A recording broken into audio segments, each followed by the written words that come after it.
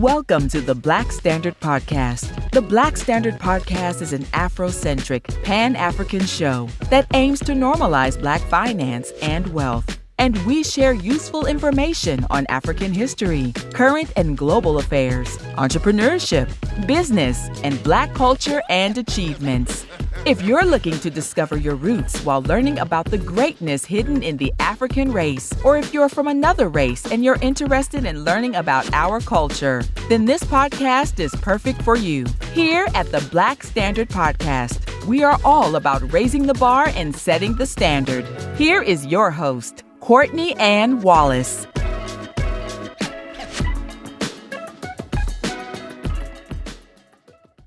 Hi guys, welcome back to the podcast. I hope you guys are doing well. In today's episode, I'm going to be talking about being Pan-African in 2021, so stay tuned. Before we begin, I want you to repeat this daily mantra with me. I'll be doing this in every episode, and if you listened to the previous episode, I hope you remember how it goes. It goes like this. I am happy to be alive. My heart is clean. My mind is open. I am ready to receive. Repeat one more time. I am happy to be alive. My heart is clean. My mind is open. I am ready to receive. Our quote of the day is, if you are successful, you will win false friends and true enemies. Succeed anyway. That last statement is so powerful. Succeed anyway. Now, a bit of topical news before I begin. Derek Jackson. Have you guys seen this on the news about this relationship coach repetitively cheating on his wife? It's ridiculous. And, I didn't know of him before this, but it goes to show you that we really shouldn't take advice. We really should take advice with a grain of salt, because I can't imagine how many women did not give their partner a chance because of this man, or during the dating process, they've shut out a lot of men because of this man. And I'm not saying what he preaches isn't true, but sometimes we really shouldn't hold people as our idol and try to make our own decisions. And also be careful of people who are quick to give you advice and then they don't practice what they preach. In reality, they don't take half the advice that they give to you. And I'm not just talking people like Derek Jackson. I'm referring to friends, family, stuff like that. But guys, the cheating thing, let's cut it out, please. Anywho. Today I want to talk about being Pan-African in 2021. So we're jumping into a whole other topic right now. So story time.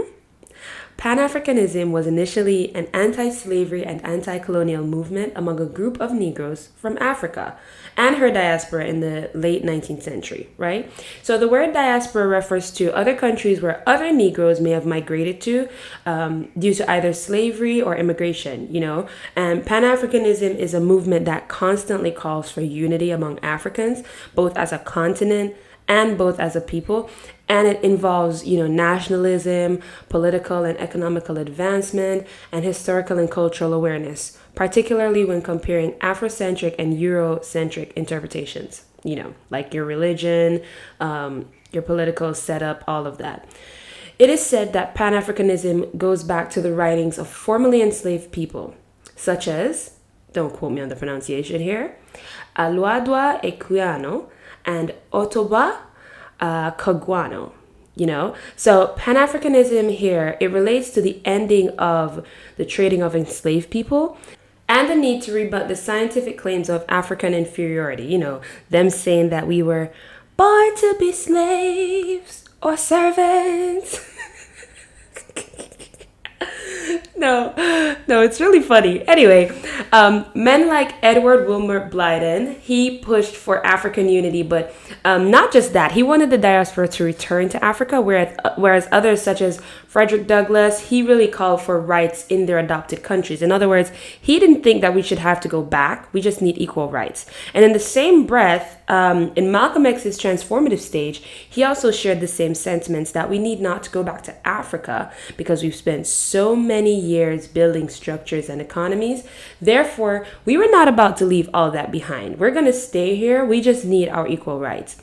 But it was men like Blyden and James Africanus Bial Horton who were working in Africa, and for me, I see them as the true fathers of Pan-Africanism because they constantly spoke on the potential for African nationalism and self-government amidst a growing European colonialism. So the more Europe spread their colonialism, the more they tried to spread the Pan-African movement like wildfire. Eventually, they bred a new generation of Pan-Africanists in the 20th century, including people like J.E. Casely Hayford and Martin Robinson Delany, who coined the phrase Africa for Africans. I really love that phrase. But it was later picked up. That phrase was later picked up and carried on the shoulders of persons like our very own national hero Marcus Garvey. Marcus Garvey is a national hero here in my country, Jamaica. And if you don't know where Jamaica is, we're actually located in the Caribbean, just under Cuba. So let's talk about the African Association and the Pan-African Congress, because I know, we're growing now, right? So as the movement continued to spread, Pan-Africanism took on the legitimacy and proper recognition with the founding of an organization called the African Association in London in 1887. The first Pan-African conference was held again in London in 1900. So Henry Sylvester Williams, he's really the power behind the African Association, and his colleagues were interested in uniting the whole African diaspora and gaining political rights for those of African descent. Now, other people, they were more concerned in ending the fight against colonialism and imperial rule in Africa and the Caribbean. The Queen. Shout out to Meghan Markle, y'all. Anyway, men such as Dusé Muhammad Ali, for example, he believed that change could only come through economical development. Now, my national hero, Marcus Garvey, he wanted to combine both paths, calling for political and economical gains as well as a return to Africa, either physically or through a return to an Africanized ideology, meaning you don't necessarily have a physical movement, but a mental movement. So as time went by, world wars started taking place. Communism and trade unionism started to influence Pan-Africanism, especially through the writings of George Padmore, Isaac Wallace Johnson, Frantz Fanon, Aimé Césaire, Paul Robeson, C.L.R. James, W.E. Du Bois, and Walter Rodney. But good news, the movement grew so much it had expanded out beyond the continent of Africa into Europe, the Caribbean, and also the Americas. Now, W.E. Du Bois, he organized a series of Pan-African congresses in London, Paris, and New York in the first half of the 20th century. Meanwhile, when Italy invaded Abyssinia, also known as Ethiopia, in 1945, that actually helped to spread awareness even more, as it served as evidence that change needed to happen. So, let's get down to the world wars. While the two world wars were happening, Africa's two main colonial powers, France and Britain, they attracted a younger group of Pan-Africanists like Aimé Césaire, Leopold Sédar Senghor, don't quote me on the pronunciation, but Sheikh Anta Diop and Ladipo Solanke. And as student activists, they gave rise to the Africanist philosophies known as negritude. It sounds like attitude, but it's negritude. So international Pan-Africanism reached its peak by the end of World War II, when W.E.B. Du Bois, he held the 5th Pan-African Congress in Manchester in 1945. Now, over the years, the work continued and it continued and it continued. Now, let's fast forward to modern Pan-Africanism, because Pan-Africanism today, it's a little bit different. It's seen much more as a cultural and social movement, especially since most of us today were born in the country we're currently in and our immediate parents were not slaves. So moving to Africa seems like a stretch when all you know is that country that you were born in. So it's more social than the political, like in the past. Now, people like Molife Kete Asante, they hold to the importance of ancient Egyptian and Nubian cultures being a part of Black African heritage, and they also seek some sort of a reevaluation of Africa's place and diaspora in the world. Now that we have people like Beyonce, shout out to Queen Beyonce, Colin Kaepernick, and Sean King, shout out to you, Sean King, as well, who effortlessly and humbly advocate for people of color as well as educate their audience on real Black history every chance they get. So we have those people rooting for us right now as we speak. Now, the big question after this long story time is, why am I Pan-African? Many of you may be wondering, Courtney, and you're Jamaican, you're 24, you didn't grow up with anyone constantly drilling Black culture into you. So where did all this come from? Why are you Pan-African? Let me make this pretty clear. I'm a Black woman. That's pretty obvious.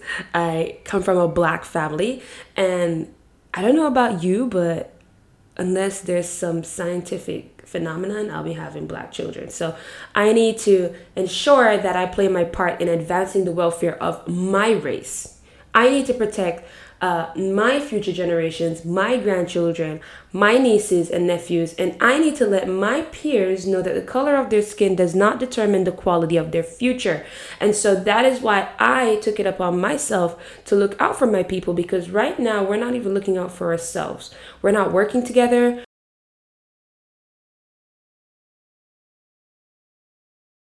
We're not exchanging resources. We're fighting, and that's so wrong. So that is why I'm Pan-African. We're not going to continue to do this. We're going to move on. We're going to grow. We're going to use what happened to us to build ourselves, not tear us down. And I'm also going to be zeroing on my role in the Pan-African movement. But first, a quick ad from These Nuts. Check it out.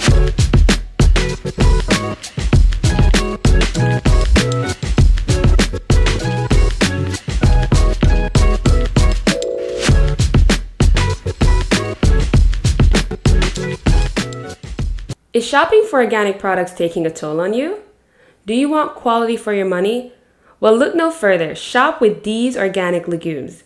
These Organic Legumes is an online registered business in Jamaica that caters to individuals who are health conscious and avid snackers of the various legumes, nuts, and dried fruits. Each item is packaged in a 1-pound pouch, and customization is also available for persons who would like to purchase based on their liking.